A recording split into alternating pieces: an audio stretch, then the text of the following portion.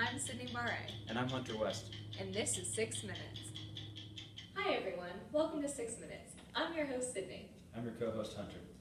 This here is Josh, and he's our special guest of the week. And Josh is here to tell us about international supply chains. Thanks, Sydney. I'm very excited to be here. So, tell us about how the dynamics of supply chains have changed over the years. Well, historically, companies have produced their product in the marketplace where it's sold.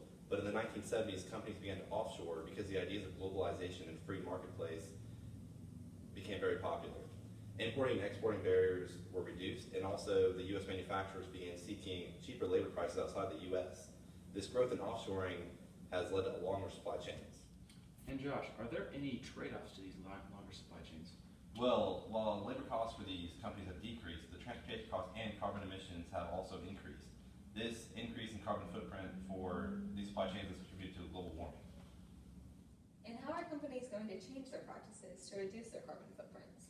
Well, there's a new concept that's very popular with companies called the global carbon marketplace. What this does is companies reduce their emissions by selling their unused emissions to companies that are buying them as a way to make their carbon footprint smaller. Thank you, Josh. Now let's go to our experts in the field to tell us more about the ideas behind the carbon footprint. Due to the increase in the carbon footprint of these companies, there is a need for the global carbon marketplace in order to reduce pollution. There are already 17 of these across the globe where companies are buying and selling carbon credits. When companies begin to pay for their emissions, they will change the way they manage their global supply chain. Companies will begin to reshore or nearshore back to the marketplace where they sell their goods.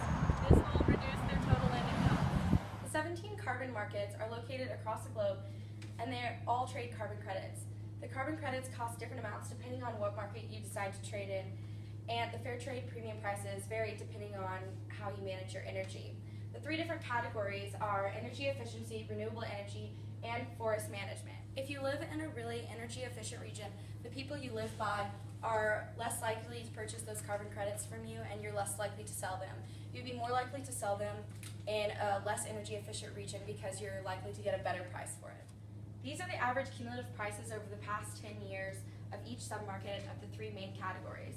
The goal of the carbon market is to reduce the carbon footprint of companies around the world. Josh, do you agree that companies will start to nearshore and reshore in the future? Yes, I think the business dynamics companies currently have will change and supply chains will shrink when companies will relocate their factories. Awesome, thank you guys, that was so informative.